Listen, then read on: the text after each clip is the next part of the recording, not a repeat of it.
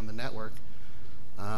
When you get into a large global corporate environment, that becomes challenging to know exactly what is being connected and what's not. But I think that the tools will come. But on the other side of it, though, is when you look at the desktop and protecting the desktop and the deperimeterization of the network, we can't keep putting another client for every threat that comes out.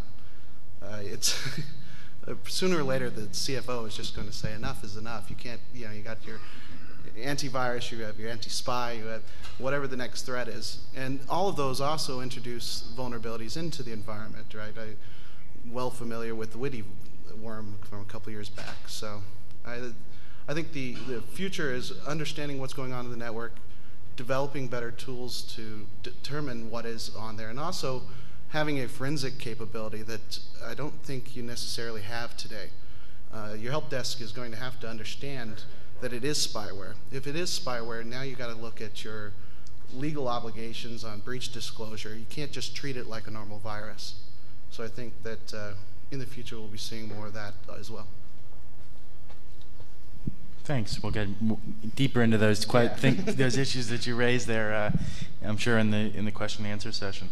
And last we have Jerry Dixon from the Department of Homeland Security. Jerry. So back to Ari's earlier comment about centralizing the internet and centralized control. I think would go a long ways to solving these problems. Is it what I heard earlier? Or?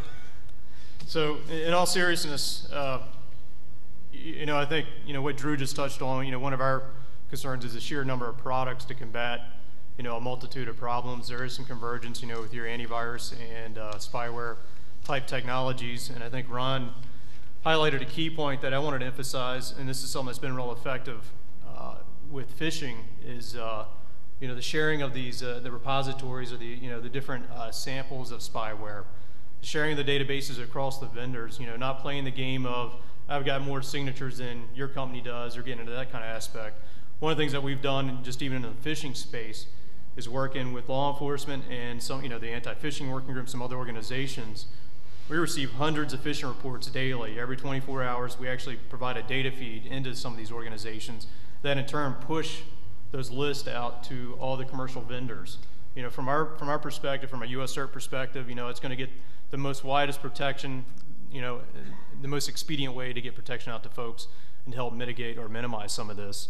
Back to the issue, I know Dan raised, I don't know if Dan's still in here, but some of the things that we're seeing, it's nice to look at your DNS logs, but we're also seeing host files being modified. We're seeing the use of dynamic DNS with short time to lives. I mean, it's not just a single, there's not a magic bullet for this problem. So, it's really where you got to, be cooperating with everybody to, at least within the vendor space, to really help combat these issues. How many of you have auto run set up on your machine now? Or how many of you disabled it? Nobody? Okay. So, one of the things, I saw a study I was reading the other day where, somebody was doing a penetration test with a credit union, and basically they just put out USB flash drives all over the place, just left them sitting on desks, no message, no nothing. Most of the machine, pretty much all the machines had auto run enabled, and what it did is, half of them out of curiosity, plugged it right in, boom, loaded up, a keylogger, beaconed home. In this test case, it was a controlled environment, and basically, they had a high amount of users. It's always about the users, right? They had a large number of users, just again, plugging it in. So little things like that. I mean, this is a multifaceted problem that we got to deal with. One of the things that we're seeing from a trends perspective is the very specific targeting against specific organizations. Whether it's looking at proprietary information from, for some of the commercial companies that we worked with. We're seeing directed, emails with, the friendly attachment or, kind of the phishing deal, but again, at a very targeted core group of folks that they're, wishing to gain information from. So that's one of the increases of some of the things and activities that we're seeing from our perspective. Another issue is a lot of popular websites. We've worked with a lot of companies where we helped them clean up the spyware, give them the advice, and within minutes of them bringing the server back online, get popped again. User has no user interaction, just by browsing to the site, get some goodies installed onto the machine. So again, it's a widespread problem. I used to say we can security awareness will go a long way, which it still will, but now it's to the point where the user doesn't actually have to take any specific action. The last piece I want to cover is the whole issue of Sony. I know, at least from a federal government perspective, there's actually 5 criminal cases opened up really quickly. Basically it was being considered a 1030 violation or an intrusion, unauthorized access into a government computing system. Got a lot of people spun up. Sony got a really rude awakening. I know our folks, Stuart Baker is, and I believe he's working with FTC as well, which is our policy person for Secretary Chertoff. But these are some of the types of issues and things that we're combating. Again, no user consent. And then in some cases, as you all know, a lot of times if there is a user consent, it's buried into that 20-page, small print, click-through. So there's a lot of challenges from a policy perspective. But again, key trends that we're seeing, seeing very targeted type attacks. We're seeing the multiple methods being used to phone home and pull down additional goodies. Again, kind of a round robin dynamic DNS. 1 minute it might communicate with a specific address to bring in additional goodies, and within seconds later, or hours later, it'll phone home to a different box. They're very creative. So I think we're going to continue to see a lot of challenges in this space. I think one of the big solutions or things that really needs to be addressed is how do we get the vendors together, at least share that common set of information so we can get the information out there. I see heads shaking, but I know at least within the phishing space, it's gone a long ways. In helping that out, and it also helps prioritize when we talk about prosecution and going after folks. Law enforcement has a limited set of resources. What those type efforts do is, when you look at NCFTA or what was talked about at the keynote today, some of the other efforts, is that they actually help prioritize, what are the big fish, what are the top 10, top 15, we're going to go after those, take care of those. When they're successful with those, they'll go ahead and move to the next top 10 or 15. But as that data comes in, it at least helps prioritize to knock out some of the bigger players and then just keep whittling away at it. Unfortunately, I think it's one of the most effective mechanisms that we have today. Thanks a lot, Jerry. Just to follow up on that, the Anti-Spyware Coalition is actually, we've just built a system to share information. We haven't, it's starting to be used right now. So it is kind of, we're testing it out, and we're going to see how it works internally, and people that are interested in that piece of it, and we will be talking to DHS about it in the future, I know for a fact. So just to follow up on that main point that you made. There's a lot of different ways to go here. I think one question that was not addressed that I'd like to hear each person in turn's answer in it is what do people think about the distribution of OneCare and Windows Defender and how that's going to change the marketplace for spyware and the different issues involved in security as it relates to spyware in particular? We can go in a reverse order if you want to go last this time. Sure.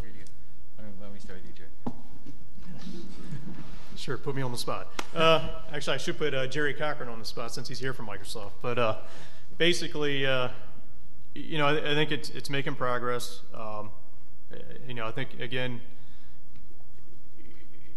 working with, and again, it goes back to the way some of these are doing. I know at least with the Microsoft solution, there's some more registry real-time monitoring, some capabilities there that are interesting. I haven't actually done a product comparison, but I think anything that helps tackle this issue and tackles this problem is going to help, protect the consumer. So, I don't know what haven't looked at any, recent studies on rollout of Windows, OneCare and seeing what the density of folks that have jumped onto that bandwagon. But I think it's, anything out there to combat the problem is a positive. But again, it goes back to my earlier comment. You really do have to have some level of cooperation across those product sets. They can still tackle the problem from a different perspective, but I think based on the identified spyware artifacts, you kind of need to share that information to make sure everybody's pretty well covered. Yeah, I mean, when we start building it into the operating system or adding it to the operating system, I think that goes a long way towards protection. Yeah, I too have not really looked at OneCare, so I'm not going to go too far. But I think that's a welcomed solution. So. And also without looking too deeply into it, I'm a little skeptic. I think the good guys are getting. The good guys are getting smarter, the bad guys are getting smarter at least as fast as the good guys, and it's gonna get worse before it gets much better, if it gets much better anytime. So I think that anybody who can add a layer, I think in general a multi-layer defense is the strategy to go for the corporate. So if one part on the desktop is improved and some other parts on the desktop are improved and the gateway parts are improved and hopefully the ISP and the overall national infrastructure is better, then and we all cooperate, then we'll provide some better service to our customers. But the problem is not going to get away, especially not just by Microsoft. Yeah, I basically agree with the points just made. Essentially, anything that keeps a machine more fully patched is obviously a good thing.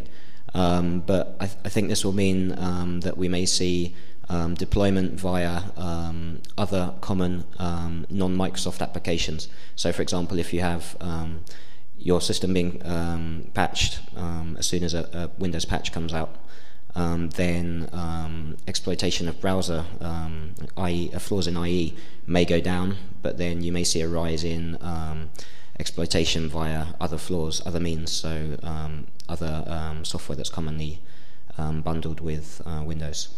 And invariably, spyware will evolve to attempt to subvert the Windows Defender and OneCare. So I'm sure there will be some attacks that attempt to stop it working, to block it in some way, to circumvent it. Anyone else want to cover kind of the future of distribution methods? I mean, I think Ron, you raised the point about keystroke loggers. How do you see them being distributed? I mean, we've seen some of these scams where there was a guy in London who had basically sent fake proposals, and the secretaries would click on them and get his home-built keylogger on their machines and use it. He would use that to as a launching point. Is there any other kind of ideas about how we're going to see some of that spread in the future? I really think file format bugs are going to continue to be the main method of deployment, but there are many means of actually getting those particular file formats onto the system in question. So, for example, we've all seen attempts to get malware onto a system via email, where somebody sends you something saying, open this, and maybe it's some sort of graphic which contains a bug, for example, WMF. But as Ron said, there are many new ways of your machine interacting, Bluetooth, etc. So there are many potential means for actually getting the vulnerable, getting the infected file onto the target system. But as I see it, I really do believe that file format bugs will continue to be a major problem. Well, I guess the variety of way that any piece of information gets into the desktop, the keyloggers will get there as well. Fine social engineering, not just social engineering, but well tuned into the specific recipients is one way, and all of the technological ways to get there as well. Well, even this guy Ancheta that we talked about him, if he got paid a little bit more by a keylogger publisher, then he would install these instead of AdWords. So it's as